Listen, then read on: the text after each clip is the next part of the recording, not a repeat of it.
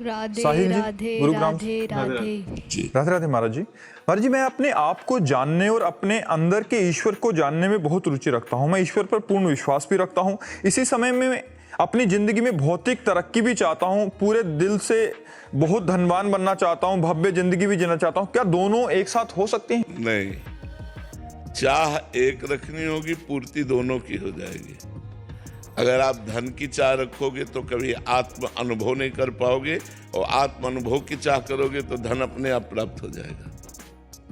धन की चाह मिटानी होगी, बिना धन की चाह मिटाए यही तो बाधा है। कंचन कामिनी कीर्ति, स्त्री शरीर में आ सकती और धन में आ सकती और मान प्रतिष्ठा में आ सकती। यही आसक्ति तो आत्मबोध नहीं होने देती, भगवत तत्व का अनुभव नहीं होने देती। अगर इसकी आसक्ति रखोगे तो आत्मबोध नहीं कर पाओगे, और आत्मबोध में चलोगे तो सब कुछ प्राप्त हो जाएगा, जो बिना चाहे अनचाहे प्राप्त हो जाएगा। हम यही तो लोगों को समझाने की चेष्टा करते हैं कि तुम अपनी कामनाओं की पूर्ति तो चाहते हो, लेकिन तपस्या और भजन नहीं करना चाहते, तो कैसे कामनाओं की पूर्ति हो जाएगी? या तो अनुष्ठान करो, जप करो, तप करो, फिर मांगो तो पूर्ति हो जाएगी।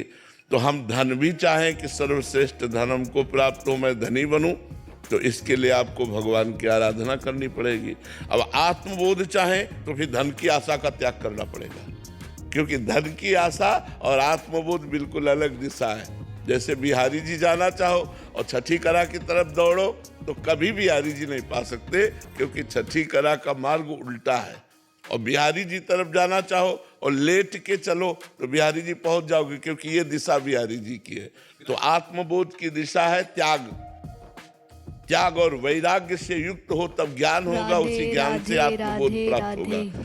और धन का मार्ग है संसार का कर्म, जो बार बार अच्छे कर्मों का अनुष्ठान करते हुए धर्म पूर्वक चलता है तो वो एक दिन धन की प्राप्ति की सफलता प्राप्त कर लेता है।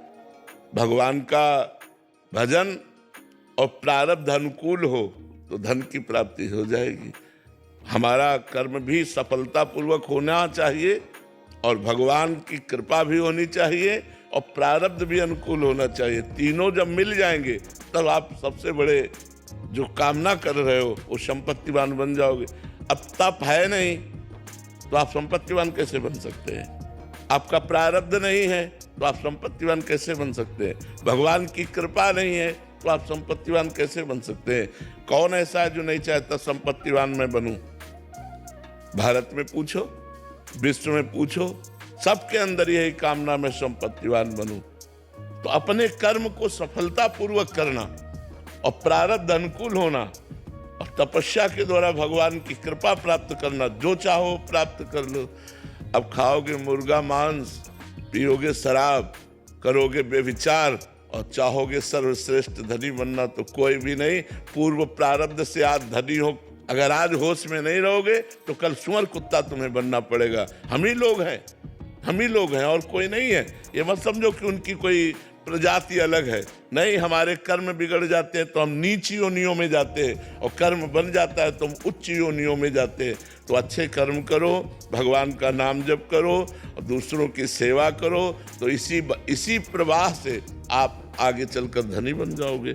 ना इस जन्म में सही तो अगला जन्म मिलेगा। ऐसे धनी कुल में होगा कि जन्म से ही धन संपत्ति का, वैभव का आपको खूब देखने को मिलेगा, भोगने को मिलेगा। पर तप बिना तपस्या के, बिना भजन के ये बात असंभव है।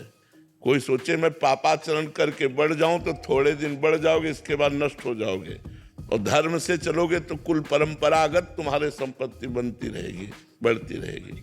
इसलिए हमारी सबसे प्रार्थना है कि शराब मत पियो, मांस मत खाओ। इन चीज़ों से न तुम्हारा स्वास्थ्य ठीक रहेगा, न कर्म ठीक रहेंगे, न बुद्धि ठीक रहेगी और न परलोक बनेगा। सब कुछ नष्ट हो जाएगा। आप सोचो, हर जीव अपनी प्राण रक्षा चाहता है। आप एक चींटी के पीछे से अंगुली करिए, वो भागेगी प्राण बचा करके कि कहीं अंगुली हम पर अटैक न कर दे। और आप भैंस को, बकरे को, मुर्गे को मान लो आप नहीं काटते, लेकिन आप मांस लेते हैं तो आप हिस्सेदार हुए, आप उसके वध के हिस्सेदार हुए, आपको उसके वध करने का दंड मिलेगा। इसलिए हमारी प्रार्थना है कि 56 प्रकार के भोग भगवान ने मनुष्य के लिए बनाए हैं, 36 व्यंजन बनाए हैं। खूब अच्छे अच्छे पदार्थ खाओ, जैसा तुम्हें भगवान ने सहयोग दिया। जरूरी है गंदे आहार करो। शराब पीकर कौन सी मानसिक उन्नति या शारीरिक उन्नति या लौकिक उन्नति, तीनों में बताओ कौन सी उन्नति होती है? शराब पी करके ऐसे लौकिक निंदा के पात्र बनते हैं कि नालियों में पड़े रहते हैं। ऐसे मतलब क्या हालत उनकी होती है। हमने एक देखा, छोटी सी नाली थी, वो साइकिल पार कर रहा था, तो वो इतनी बार कोशिश की, ऐसा लग रहा था जैसे कोई नहर पार करने के लिए विचार से युक्त हो, और साइकिल डगमगा रही थी, और आखिरकार उसी नाली में मैं साइकिल सहित गिर गया। तब उसको पकड़ के उठाया और साइकिल बाहर की कि भैया, तो तब पता चला कि वो गंध से पता चला कि ये शराब पिए हुए है। तो ये लौकिक उन्नति। अच्छा, शरीर में भी आप डॉक्टरों से पूछ लो, ये मदिरा जा करके आपकी किडनी, लीवर, इस पर प्रभाव डालती है, मतलब इनको खूब प्रभावित करती है। अच्छा, पैसा जाता है, स्वास्थ्य नहीं बनता, और वही 100-200 रुपया के हरी सब्जी और सेव अंगूर घर लेकर के जाओ तो बढ़िया, बच्चे परिवार सब आनंदित हो। वो 1500 की शराब पी ली और ऐसे गिरते हो। तो इसलिए सबसे प्रार्थना है हमारी, एक बार बात मान लो, आपने पी लिया होगा तो अब कभी मत पीजिएगा। देख लिया उसका आनंद। अगर आपको नशे का आनंद लेना है तो नाम जप कीजिए, राधा राधा, देखिए कैसा नशा आता है जो कभी उतरेगा ही नहीं। हर समय एक खुमारी चढ़ी रहती है, एक आनंद चढ़ा रहता है, एक मस्ती बनी रहती भगवान के नाम में। पर वो थोड़ा पहले पाप नष्ट हो तब वो आनंद आएगा। इसीलिए जब कोई नाम शुरू करता है तो हृदय में जलन, मन की चंचलता, तो उसको अच्छा नहीं लगता। एक बार तुम डट कर नाम जप करो, एक बार हट कर नाम जप करो कि मैं कुछ भी हो जाए, फिर आप जब पाप तुम्हारे भस्म हो जाएंगे, फिर तुम्हें जो आनंद प्राप्त होगा आप फिर देख लेना। तो अगर धन प्राप्त करना है तो नाम जप करो, भगवान से प्रार्थना करो, अच्छे सफलतापूर्वक कर्म करो, तब जाके धन की प्राप्ति होती है। महाराज जी, भगवत प्राप्ति साथ साथ करनी हो, गृहस्थ में तो महाराज जी कामना रहती है कि धन भी कमाएं और भगवान भी मिल जाए। नहीं, आपने जानने की बात कही, आत्मबोध। आत्मबोध के लिए जब तक इन समस्त आशाओं का त्याग नहीं होगा, कामनाओं का त्याग नहीं होगा, तब तक नहीं बनेगा। और गृहस्थ में भगवत प्राप्ति के लिए तो हमने इनको बताया कि कर्म को भगवत स्मरण करते हुए किया जाए, और वो धर्म पूर्वक कर्म हो और भगवान को समर्पित कर दिया जाए, पूरे जीवन यही किया जाए, तो भगवान कहते तेसाम हम समुद्धरता मृत्यु संसार सागरात। अनिरुद्ध गुलेरिया जी, हिमाचल। राधे राधे महाराज जी। गुरुदेव भगवान, मैंने YouTube के माध्यम से एक संत भगवान के साथ भगवत चर्चा में आपके श्रीमुख से कर्म संन्यास के बारे में सुना था। मेरे गुरुदेव, आपसे निवेदन है कि मुझे गृहस्थ धर्म में कर्म संन्यास के बारे में बताएं। इसको जीवन में कैसे धारण कर सकता हूँ, कैसे? कर्म संन्यास का तात्पर्य कर्मों का त्याग नहीं होता है। कर्म संन्यास का तात्पर्य होता है कर्मों का न्यास, समर्पण। कर्म करे, फल की आकांक्षा न रखे, धर्मयुक्त कर्म करे और वो भगवान को समर्पित कर दे। ये तो सर्वाणि कर्माणि मयि सन्न्यस्य मत्पराहा अनन्ये नैव योगेन माम ध्यायन्तु उपासते। भगवान कह रहे हैं, ये तो सर्वाणि कर्माणि, जो सारे कर्म मेरे को समर्पित कर देता है। यत् करोषि, जो भी कर्म कर रहे हो, व्यापार, नौकरी, जो भी जहाँ अपने अपने पद पर है, वो कर्म धर्म पूर्वक करे। अपना जो धर्म का क्षेत्र है उससे बाहर न जाए, अधर्म न करे, घूसखोरी न करे, पापाचरण न करे। तो जो कर्म कर रहे हो भगवत स्मरण करते हुए बीच बीच में करो और उस कर्म को भगवान को समर्पित कर दो। ये तो सर्वाणि कर्माणि मयि सन्न्यस्य मत्पराहा, और भगवान के परायण हो जाओ। भगवान कहते तेसाम हम समुद्धरता मृत्यु संसार सागरात।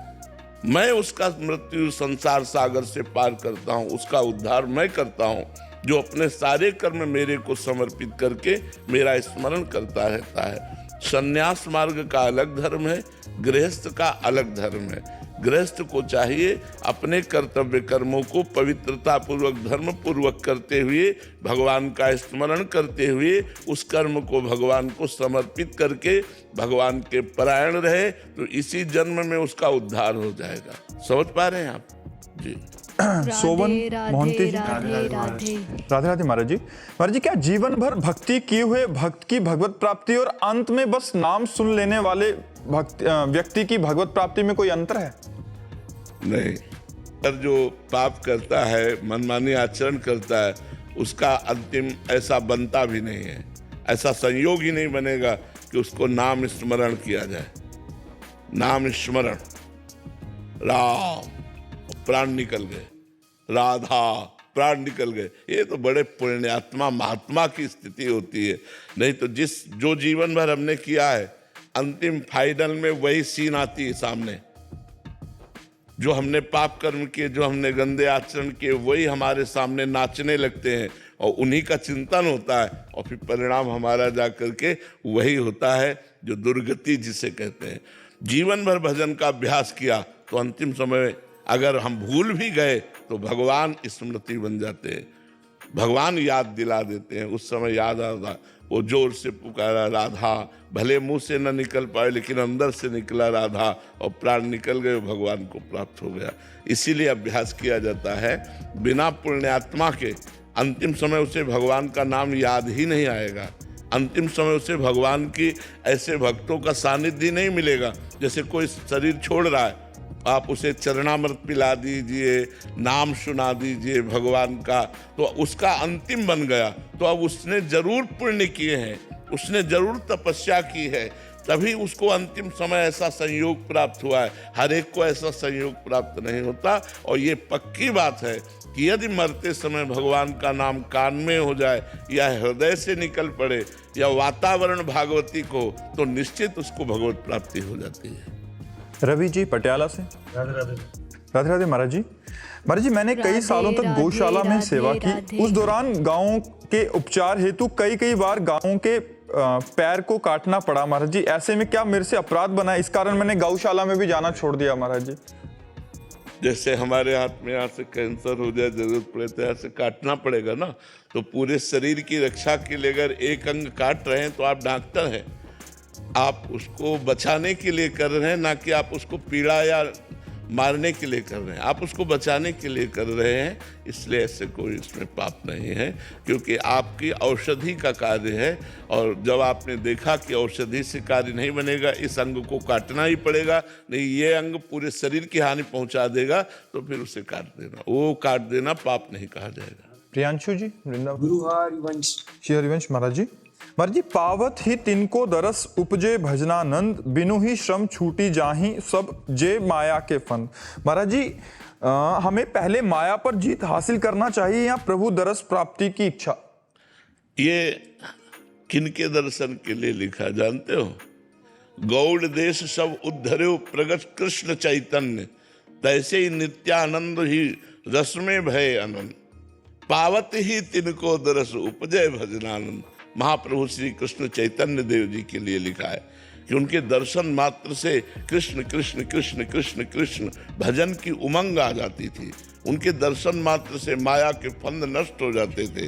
तो ये महाप्रभु चैतन्य देव के दर्शन के लिए लिखा है। ये ऐसा नहीं लिखा कि ये कोई सिद्धांत में लिखा हो, ये उनकी महिमा लिखी हुई है। गौड़ देश सब उद्धर्यो प्रगट कृष्ण चैतन्य, तैसे ही नित्यानंद हो रस में भय आनंद, पावत ही तिनको दरस उपजय भजनानंद, बिन ही श्रम छुट जाए सब जे माया के फंद। बिना प्रयास के माया के मलों का नाश हो करके भजनानंद प्रकाशित हो जाता था राधे, महाप्रभु राधे। चैतन्य देव के दर्शन मात्र से।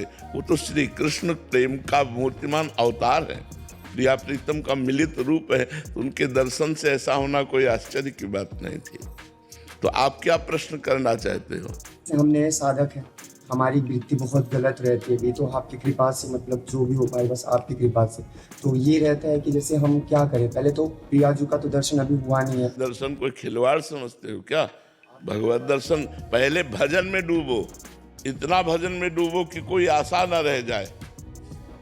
आशा जब तक है तब, अन्य आशा जब तक है तब तक भगवत साक्षात्कार स्वप्न में भी नहीं हो सकता।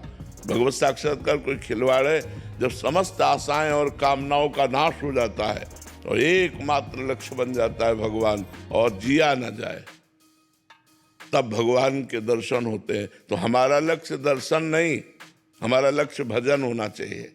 दर्शन उनका मन आवे तो दे दे, ना मन आवे ना दे।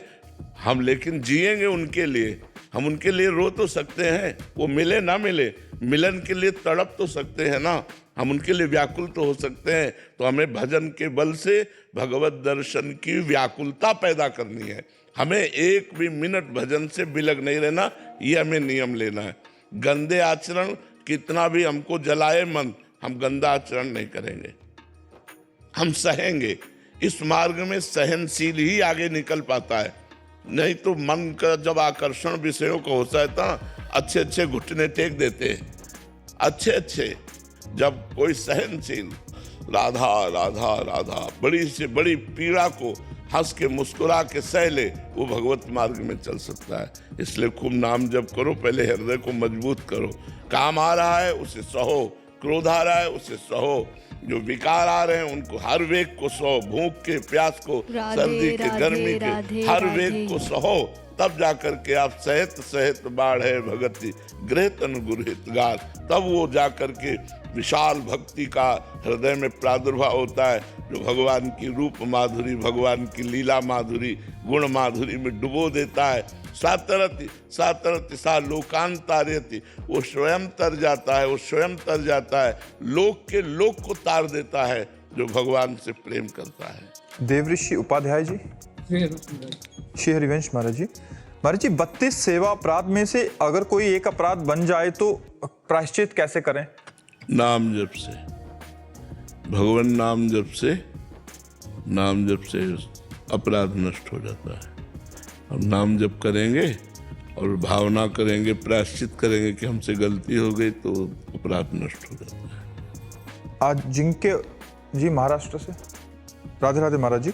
महाराज जी, मेरा मन भक्ति और माया के बीच अक्सर डोलता रहता है। कभी मैं नाम जोप और साधना में स्थिर रहता हूं तो कभी मन लालच और सांसारिक कामों के पीछे भागता रहता है। महाराज जी, प्राय सबका ऐसा, मतलब कुछ लोग ऐसे होते हैं जिनका केवल मन माया में ही लगता है, भगवान में नहीं लगता है। कुछ लोग ऐसे हैं कि जिनका केवल मन भगवान में ही लगता है, वो बड़े महाभाग्यशाली होते हैं। बकाया बीच वालों में हम लोग ज़्यादा बहुतायत हैं, कुछ थोड़ा मन भगवान में भी लगता है, थोड़ा मन माया में भी लगता है, ऐसा बहुतायत पाया जाएगा। बहुत कम इन्हें गिने चुने लोग होंगे जो महाभाग्यशाली जन, जिनका मन केवल भगवान में लगता है, और अधिकतर लोग पाए जाएंगे जिनका केवल मन संसार में लगता है, और बहुतायत संख्या मिलेगी जिनका मन थोड़ा भगवान में भी लगता है और थोड़ा माया में भी लगता है। तो अगर थोड़ा भगवान में लगने लगा है तो बड़ी कृपा हो गई है। हमें चाहिए कि उसी थोड़े मन को पकड़ के धीरे धीरे बढ़ाते चले जाएं भगवान की तरफ, तो माया अपने आप प्राप्त हो जाएगी। माया भगवान की दासी है, भगवान उसके स्वामी है।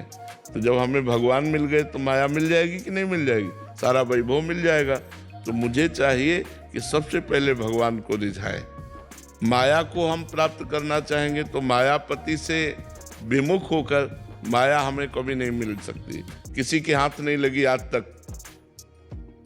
और जो मायापति को प्राप्त कर लिए तो माया माँ के समान सेवा करने लगती है, माँ के समान। हम यही सबको समझाना चाहते हैं कि आप भगवान से विमुख होकर कभी सुखी नहीं हो सकते, कभी शांति प्राप्त नहीं कर सकते, आप चिंता रहित नहीं हो सकते, आप आनंदमय नहीं हो सकते। यदि भगवान से विमुख हैं तो आपको माया रौंद डालेगी।